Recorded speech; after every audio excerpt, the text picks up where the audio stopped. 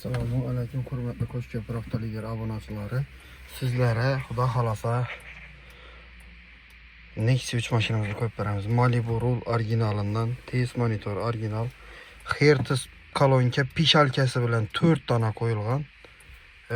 Deflektorlar qo'yilgan, plus Medigar imandin oxirgi imandin vipiskasi qo'yilgan. E'tibor beringlar, Nexia 3'imizning bahosi 118 million so'mda turadi.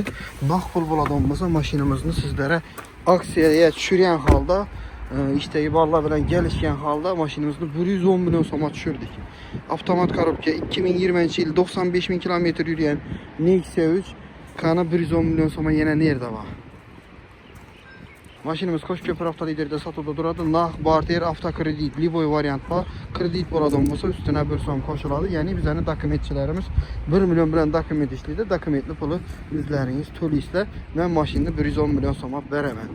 Kimga qiziq bo'ladigan bo'lsa, kelaverasizlar. 24 soat ishda bo'lamiz. Manzilimizga keladigan bo'lsak, Urganch tarafdan kelishda Qo'shko'pir avtosavdoni Glavniy zdaniyasining xatarında bo'ladi. Ya'ni 6 etajli sari domni doğrusunda bo'ladi. Ban tarafimiz Xiva quruq. Orientir için imanda razливной piva degan 2 etajli zdaniya bor. Shuni yon boshida kichkina budkada o'tiramiz. 24 soat ishda bo'lamiz. Kelaveringlar. Xizmat qilishdan mamnunmiz. Kichik mashinalar kerak bo'lsa kommentariyada yozsangiz qo'yib beramiz. Arzonlashtirilgan Nexia'larimizdan baholarni arzonlashtirgan holda xudo xolasa tez qo'yib beramiz. O'tirib bermaslik uchun podpiska, like bosib qo'yishni unutmanglar. Rahmat.